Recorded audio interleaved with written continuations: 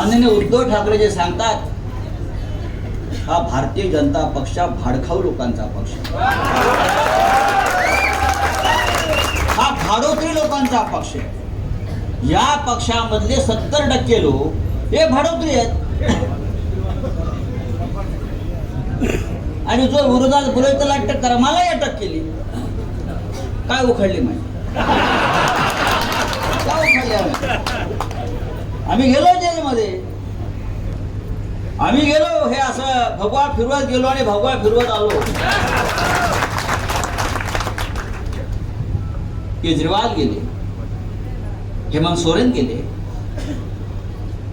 पण हा देश कधीही कोणत्याही हुकुमशहापुढे झुकला नाही. लक्षात, या जगामध्ये हुकुमशहाचा अंत हा अत्यंत वाईट झाला. एकतर त्याला रस्त्यावर लोकांनी तुडवून मारलं किंवा त्याला आत्महत्या करावी लागली. हा हुकुमशाहीचा इतिहास या देशामध्ये सुद्धा आपल्याला दिसल्याशिवाय राहणार नाही, पुनरावृत्ती झाल्याशिवाय राहणार नाही. हे ईव्हीएमचा वगैरे तुम्ही काय भीती बाळगू नका. लोकांना मनात फार ती भीती आहे, ते काढून टाका. मतदान वाढवा, 10% मतदान वाढवा. 10% मतदान आपण वाढवलं की ईव्हीएमचा घोटाळा आपोआप नष्ट. हा तसं या मोदींचं झालेलं आहे. इतका डरावना चेहरा या देशात 10 वर्षामध्ये झाला नव्हता प्रधानमंत्री पदावर. लोकांना भीती वाटते कधी येतील टीव्हीवरती आणि काय घोषणा करतील. चेहरा ज्याला तुम्ही चेहरा म्हणत असाल देशाचा, मी म्हटलंय भूताटकी आहे. लोकांना नको आहे हे भूत, आता उतरवायचं आपल्याला. इतके भयंकर कांड या माणसानं केल्या गेल्या 10 वर्षांमध्ये. या देशाचं नुकसान केलेलं आहे, या समाजाचं नुकसान केलेलं आहे. आता त्यांना काही लोकांना वाटतंय अजूनही मोदीची भजनं करावीत, अजूनही मोदीच्या नावानं टाळ फुटावी. 400 पार. लोकशाही का तुमच्या बापाची आहे का? या देशाची जनता ठरवेल, ते मोदी नाही ठरवू शकत. या देशातलं वातावरण असं आहे, मोदींनी 200 जागा जिंकल्या तरी खूप झाल्या आणि आपली इंडिया आघाडी कोणत्याही परिस्थितीमध्ये 300 पार होते. मोदी पुन्हा प्रधानमंत्री होत नाही, ती काळ्या दगडावरची रेगा.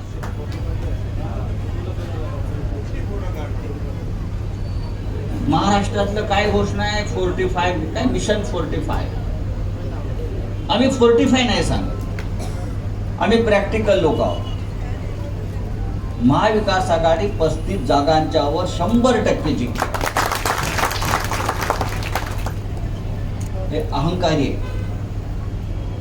10 वर्ष यांनी हा देश लुटला. 70 वर्ष काँग्रेसने राज्य केलं. हे खरं आहे की काँग्रेसला स्वतःचे ढोल वाजवता आले नाही. पंडित नेहरू असतील, लालबहादूर शास्त्री असतील, इंदिरा गांधी असतील. काल मी आणि उद्धव साहेब पालघरवरून नेत होतो आणि एक नवीन सिरियल, एक टीव्हीला काहीतरी वेब सिरीज आहे, शेख मुजीबुर रहमानवर काहीतरी एक वेब सिरीज आहे. आम्ही चर्चा करत होतो की शेख मुजीबुर रहमानवरती, पण त्याच्यावरती आपल्या भारतामध्ये बंदी आहे दाखवायला.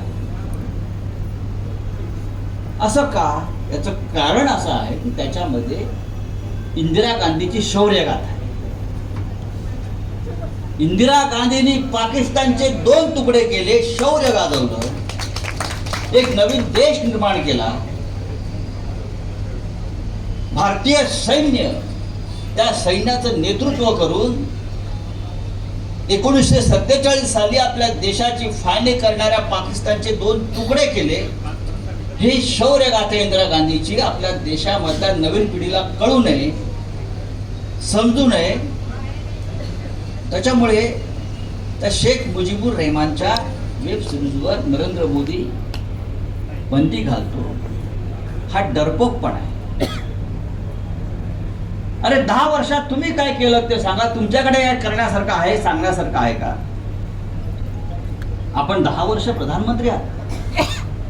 आपल्याकडे पाशवी बहुमत आहे, पाशवी. आता आपण तिसऱ्यांदा म्हणते मीच प्रधानमंत्री होणार. मग गेल्या 10 वर्षामध्ये आपण काय कामं केली हे सांगा प्रचारामध्ये. पण नरेंद्र मोदी प्रचाराला जातात. काल एका ठिकाणी प्रचाराला होते, जम्मूला, उधमपूर. देशाचा प्रधानमंत्री भाषण काय करतोय? विकासावर नाही. मी 10 वर्षात काय काम केलं हे नाही. पुढल्या 5 वर्षात काय काम करणार आहे ते नाही. मोदी असं म्हणतात, हे जे आमचे विरोधक आहेत ते मटण खातात. हा का प्रचाराचा मुद्दा झाला? नाही, तो कधी खात असतील हो, ते आपण कशाला सांगायचं. आमचे विरोधक श्रावणात मटण खातात, हा देशाचा प्रधानमंत्री प्रचाराचा मुद्दा करतो. अरे मी काय रस्ते बांधले, हॉस्पिटल बांधले, रोजगार दिला लोकांना, शेतकऱ्यांच्या आत्महत्या थांबवल्या का? ह्याच्यावर बोल. आमचे विरोधक हे मटण खातात. महाविकास आघाडीचे सर्व नेते आणि या तप्त उन्हात उपस्थित असलेले सर्व 3, 4, 5 किती पक्ष आहेत?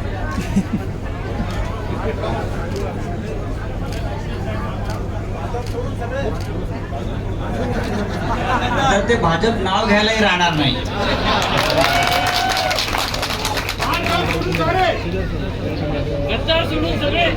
सर्व कार्यकर्ते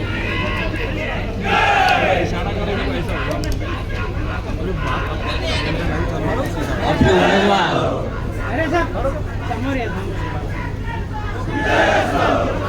चंद्रकांत खैरे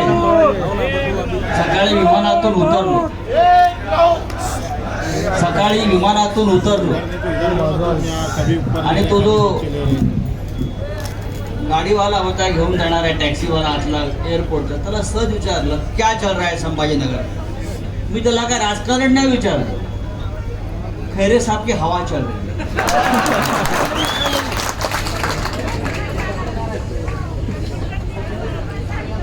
आता खैरे साहब की हवा चल रही है.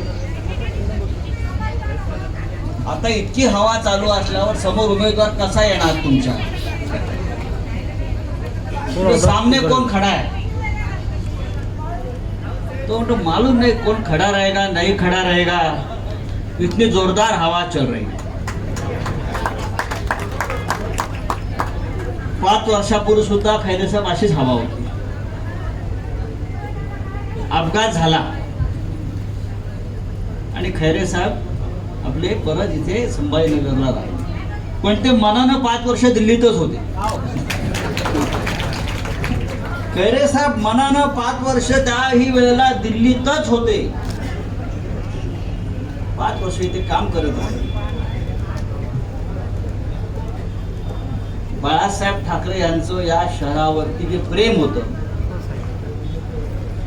आणि इकडल्या संभाजीनगर जिल्ह्यातल्या जनतेचं जे बाळासाहेबांवरती प्रेम राहिलं, त्याच्यामुळे इथे शिवसेनेचा खासदार नाही कल्पना आपण सहनच करू शकतो. मग अशी खैरे साहेबांनी अंबादास दानवेंचा उल्लेख केला, मला आनंद झाला. अब लढाई होगी और जीतेंगे हम. कधी कुठेही कुठल्याही मैदानात जय हिंद जय महाराष्ट्र. नरेंद्र मोदीचा पक्षाचं बरं का, नरेंद्र मोदीच्या पक्षाचं जे खातं आहे, भाजपचं आताचं जे बँक अकाउंट निधी, त्याचं जर तुम्ही यादी पाहिली तर कत्तलखाने बीफ एक्सपोर्ट करणारे, गोमांस एक्सपोर्ट करणारे, अलाना पासून मला माहिती आहे, अलाना फलाना सगळ्या कंपन्याकडून जो पक्ष 550 कोटी रुपये देणग्या घेतो तो पक्ष म्हणतो विरोधक मटण खातात. इतकं ढोंग. आणि हे हिंदुत्ववादी स्वतःला मानतात. जम्मूमध्ये गेले हिंदुत्ववादी, त्या जम्मूच्या रस्त्यावर आजही 7,500 काश्मीरी पंडित निर्वासितांच्या छावण्यामध्ये आपलं जीवन व्यतीत करतायत. मोदींना त्यांच्याकडे जाऊन त्यांचं दुःख समजून घ्यावं असं वाटलं नाही, त्यांचा आक्रोश समजून घ्यावा असं वाटलं नाही.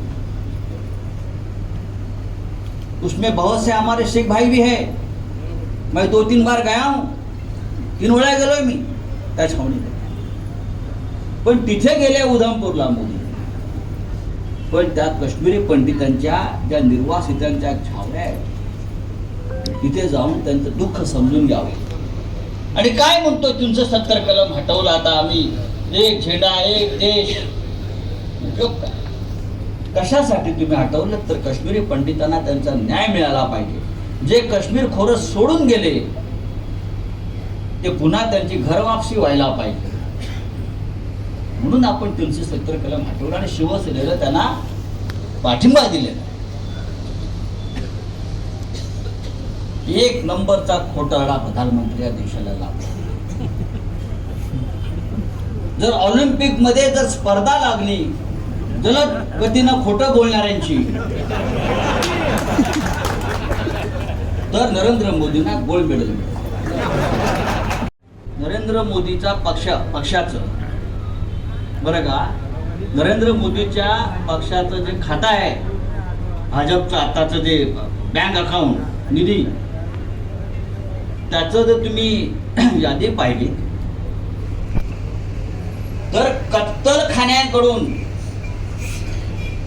कत्तलखाने बीफ एक्सपोर्ट करणारे, गोमांस एक्सपोर्ट करणारे, अलाना पासून मला माहिती आहे, अलाना फलाना सगळ्या कंपन्याकडून जो पक्ष 550 कोटी रुपये देणग्या घेतो तो पक्ष म्हणतो विरोधक मटण खातात. इतकं ढोंग. आणि हे हिंदुत्ववादी स्वतःला मानतात. जम्मूमध्ये गेले हिंदुत्ववादी, त्या जम्मूच्या रस्त्यावर आजही 7,500 काश्मीरी पंडित निर्वासितांच्या छावण्यामध्ये आपलं जीवन व्यतीत करतायत. मोदींना त्यांच्याकडे जाऊन त्यांचं दुःख समजून घ्यावं असं वाटलं नाही, त्यांचा आक्रोश समजून घ्यावा असं वाटलं नाही. उसमें बहुत से हमारे सिख भाई भी है. मैं 2-3 बार गया हूं, 3 वेळा गेलोय मी त्या छावणीत. पण तिथे गेले उधमपूरला मोदी, पण त्या काश्मीरी पंडितांच्या ज्या निर्वासितांच्या छावण्या आहेत तिथे जाऊन त्यांचं दुःख समजून घ्यावे. आणि काय म्हणतो तुमचं 70 कलम हटवलं, आता आम्ही एक झेंडा एक देश. उपयोग काय? कशासाठी तुम्ही हटवलं? तर काश्मीरी पंडितांना त्यांचा न्याय मिळाला पाहिजे. जे काश्मीर खोरं सोडून गेले ते पुन्हा त्यांची घरवापसी व्हायला पाहिजे. म्हणून आपण 370 कलम हटवलं आणि शिवसेनेला त्यांना पाठिंबा दिलेला. एक नंबरचा खोटारडा प्रधानमंत्री या देशाला लागला. जर ऑलिम्पिक मध्ये जर स्पर्धा लागली जलद गतीनं खोटं बोलणाऱ्यांची,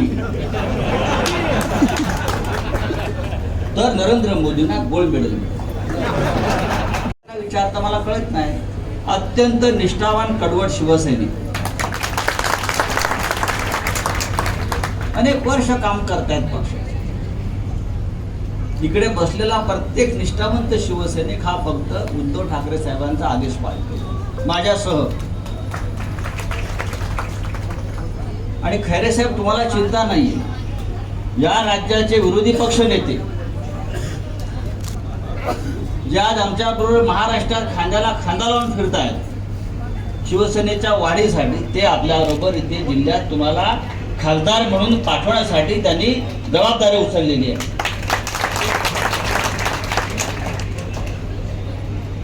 सकाळी मी आलो आणि नेहमीप्रमाणे पत्रकार देवेंद्र फडणवीसांनी म्हणे असं सांगितलंय.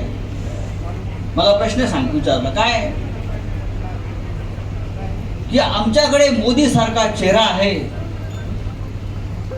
विरोधकांकडे काय? मोदी सारखा चेहरा आहे, तो इतका भयंकर चेहरा आहे की लोक घाबरायला लागले. आता 6% मशीन्स आणि ते यंत्रणा ते मॅनेज करतात, 5% मतं वाढतात. आपण 10% मतं आपली वाढवायला पाहिजे. आपली 10% मतं वाढवा.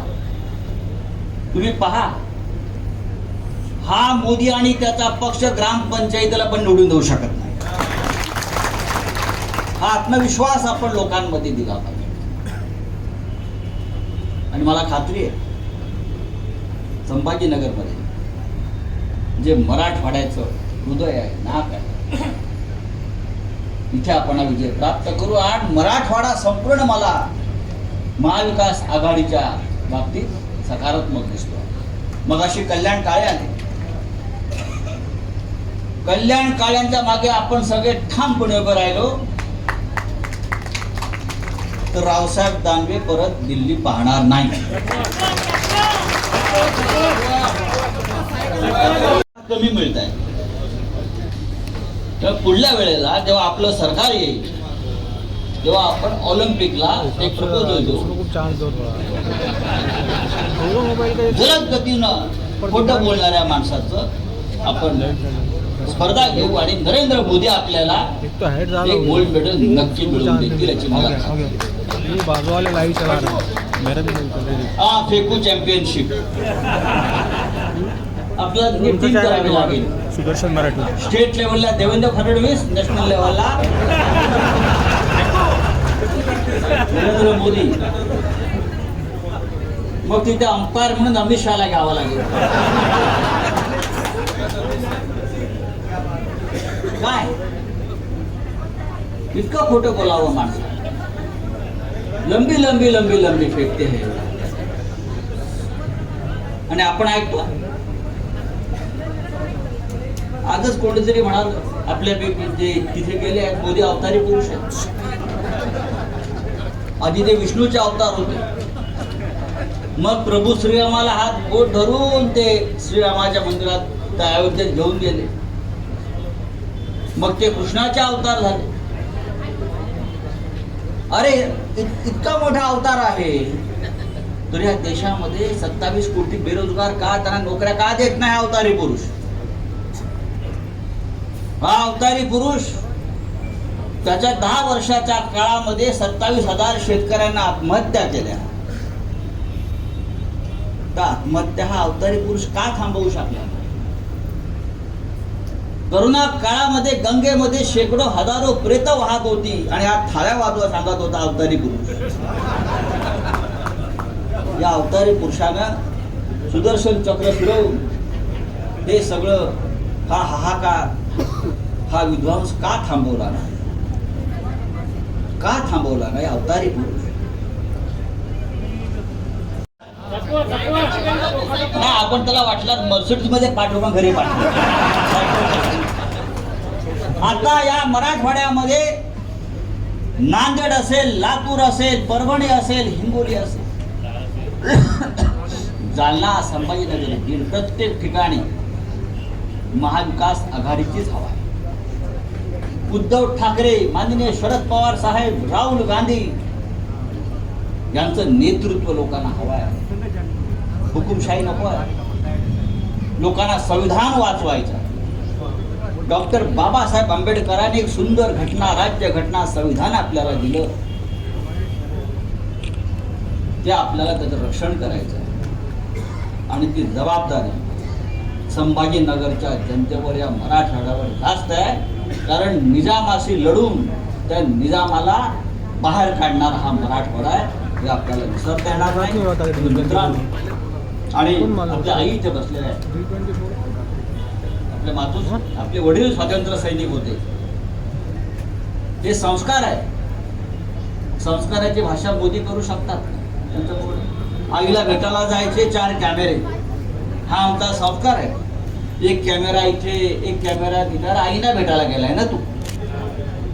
बँकेच्या रांगेत आईला उभं करतात, आईला काहीतरी घात द्यायचा आणि ते भरवायला सांगायचं. देशातला कोणत्या प्रधानमंत्र्यांनी नौटंकी केली नव्हती.